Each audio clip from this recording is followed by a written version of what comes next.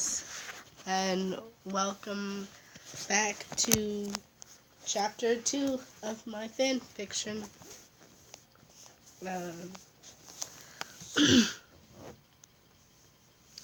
We left off with the kids getting to Hogwarts for the first time, so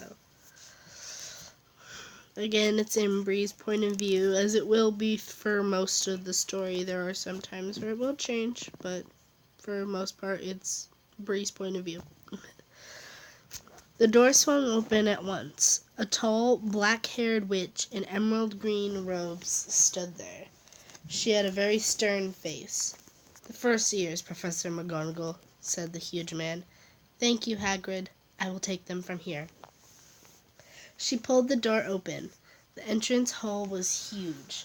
The stone walls were lit with flaming torches, and a magnificent marble staircase facing them led to the upper floors. We all followed Professor McGonagall across the flagged stone floor. Professor McGonagall showed all of us first years into a small, empty chamber off the hall. We crowded in, standing rather closer together than we would usually have done, most peering about nervously. "Welcome to Hogwarts. The start of term banquet will begin shortly, but before you take your seats in the Great Hall, you will be sorted into your houses. The sorting is a very important ceremony because, while you are here, your house will be something like your family within Hogwarts. You will have classes with the rest of your house, sleep in your house dormitory, and spend free time in your house common room. The 4 houses are called Gryffindor, Hufflepuff, Ravenclaw, and Slytherin. Each house has its own noble history, and each has produced outstanding witches and wizards. While you are here at Hogwarts, your triumphs will earn your house points, while any rule-breaking will lose house points. At the end of the year, the house with the most points is awarded the House Cup, a great honor. I hope each of you will be a credit to whichever house becomes yours. The sorting ceremony will take place in a few minutes in front of the rest of the school. I suggest you all smarten yourselves up as much as you can while you are waiting. I shall return when we are ready for you," said Professor McGonagall. She left the chamber. A pale boy with blonde hair walked over to Harry with 2 other boys that looked like bodyguards. "So it's true, then, what they're saying on the train? Harry Potter has come to Hogwarts?" the boy asked. I'm sorry. I should have turned Do Not Disturb on before I did this. Some people looked around and whispered his name in disbelief. Harry must have been looking at the other boys because the pale boy spoke again. "Oh, this is Crabbe and this is Goyle, and my name is Malfoy, Draco Malfoy," Draco introduced. "I've heard of the Malfoys. They're another Slytherin family, but they're actually purebloods." Ron sniggered. Draco looks at him. "Think my name's funny, do you? No need to ask yours. Red hair and hand-me-down robes. You must be a Weasley. You'll soon find out some wizarding families are better than others, Potter. You don't want to go making friends with the wrong sort. I can help you there." He held out his hand to shake Harry's, but Harry didn't take it. "I think I can tell the wrong sort for myself, thanks," Harry said coolly. "Nice one, Harry. Show that jerk," I thought. Malfoy glared at Harry as if he'd just stolen something from him. Professor McGonagall returned. Malfoy stormed away into the group of the first years. "Form a line and follow me," Professor McGonagall told us. I got in line, and we walked out of the chamber, back across the hall, and through a pair of double doors into the Great Hall. It was lit by thousands and thousands of candles that were floating in midair over 4 long tables, where the rest of the students were sitting. These tables were laid with glittering golden plates and goblets. At the top of the hall was another long table where the teachers were sitting. Professor McGonagall led us up here so that we came to a halt in a line facing the other students, with teachers behind us. The hundreds of faces staring at us looked like pale lanterns in the flickering candlelight. Many of us were looking at the ceiling, which was black and dotted with stars. "It's bewitched to look like the sky outside. I read about it in Hogwarts history," Hermione said. Professor McGonagall silently placed a 4-legged stool in front of us. On top of the stool, she put a pointed wizard's hat. The hat twitched. A rip near the brim opened wide like a mouth, and the hat began to sing. "Oh, you may not think I'm pretty, but don't judge me on what you see. I'll eat myself if you can find a smarter hat than me. You can keep your bowlers black, your top hat sleek and tall, for I'm the Hogwarts sorting hat, and I can cap them all. There's nothing hidden in your head the sorting hat can't see, so try me on and I will tell you where you ought to be. You might belong in Gryffindor, where dwell the brave at heart. Their daring nerve and chivalry set Gryffindors apart. You might belong in Hufflepuff, where they are just and loyal. Those patient Hufflepuffs are true and unafraid of toil. Or yet in wise old Ravenclaw, if you've got a ready mind, where those of wit and learning will always find their kind. Or perhaps in Slytherin you'll make your real friends. Those cunning folk use any means to achieve their ends. So put me on, don't be afraid, and don't get in a flap. You're in safe hands, though I have none, for I'm a thinking cap." The whole hall burst into applause as the hat finished its song. The sorting ceremony will begin in a moment. First, our headmaster, Professor Dumbledore, would like to say a few words, Professor McGonagall said. "Sorry, I'm not the best at reading aloud." Albus Dumbledore had gotten to his feet. He was beaming at all of us. "I have a few start-of-term notices to give you. First years should note that the forest on the grounds is forbidden to all pupils. I have also been asked by Mr. Filch, the caretaker, to remind you all that no magic should be used between classes in the corridors. Quidditch trials will be held in the second week of the term. Anyone interested in playing for their house teams should contact Madam Hooch.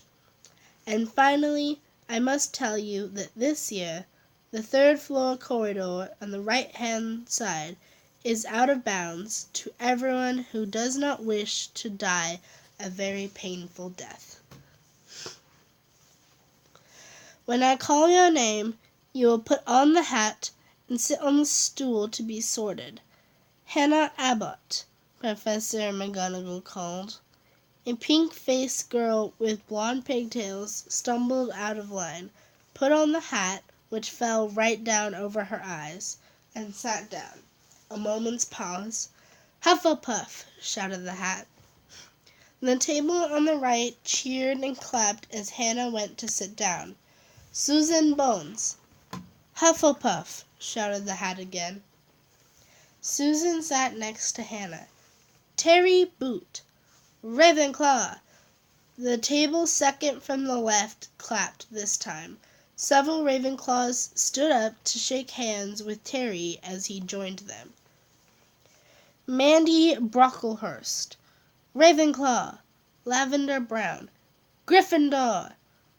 Millicent Bulstrode. "Slytherin!" Justin Finch Fletchley, Hufflepuff. Seamus Finnegan, Gryffindor. Hermione Granger, Gryffindor.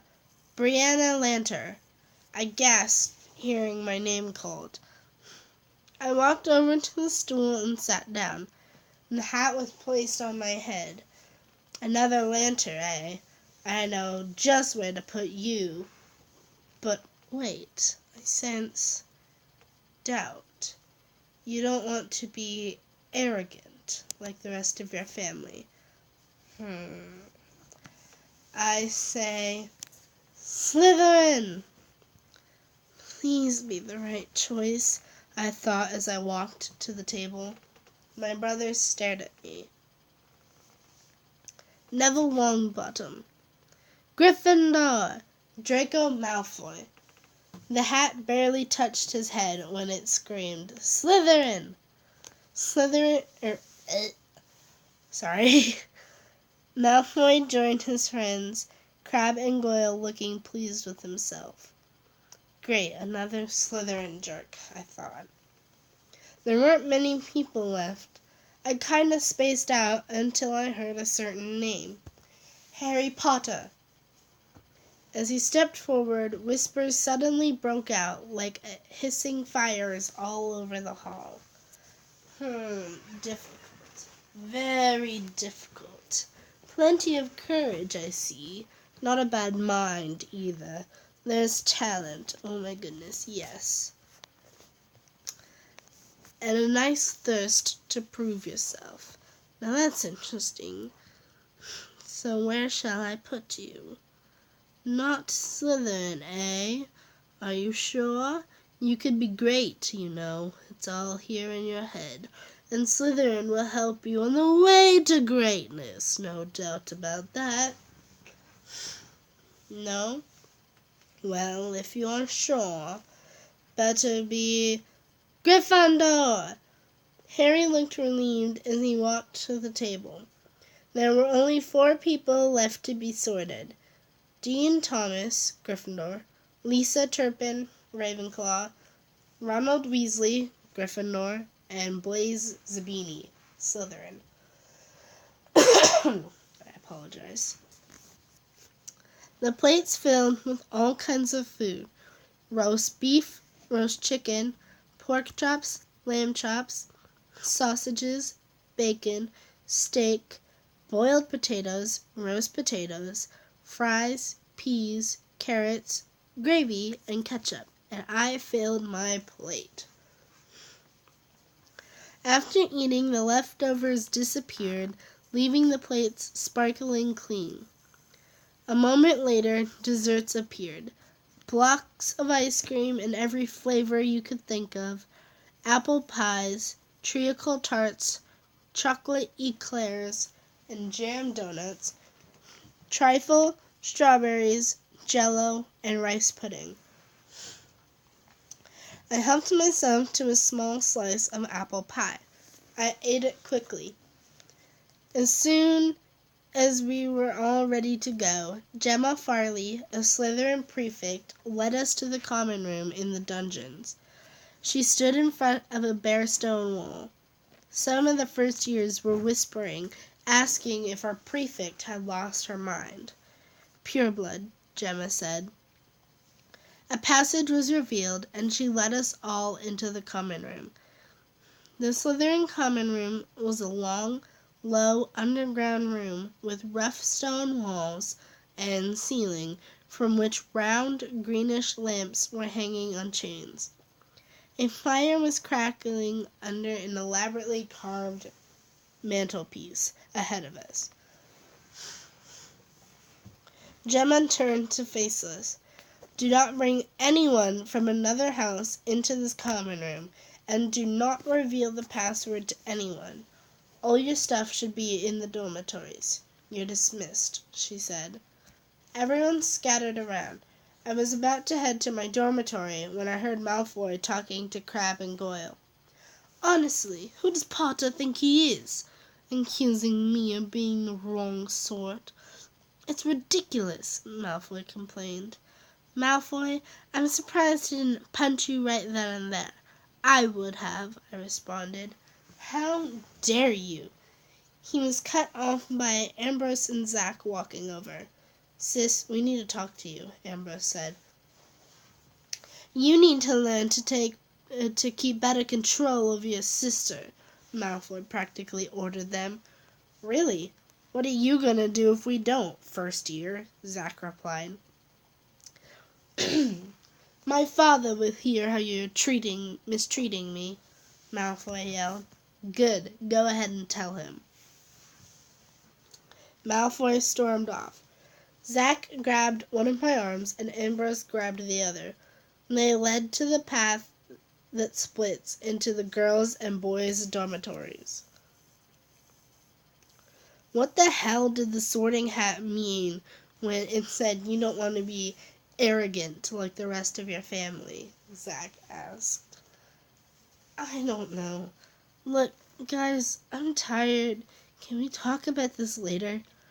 They didn't say anything, so I hurried to my dormitory and got on a bed to sleep. Author's note. Okay, long chapters, I know. Let me know if you guys like long chapters or if you'd prefer shorter chapters. Also, let me know if you'd rather have Bree call him Draco or Malfoy. Thank you guys so much for the support you're giving this story in just 3 days. If I remember correctly, in just 3 days, the story already had 300 readers. And I was very shocked because I had not expected it to become that popular. But I guess some stories are more popular than others. So, thank you all for listening, and I will see all of you lovelies in the next video. Bye, gaming lovelies.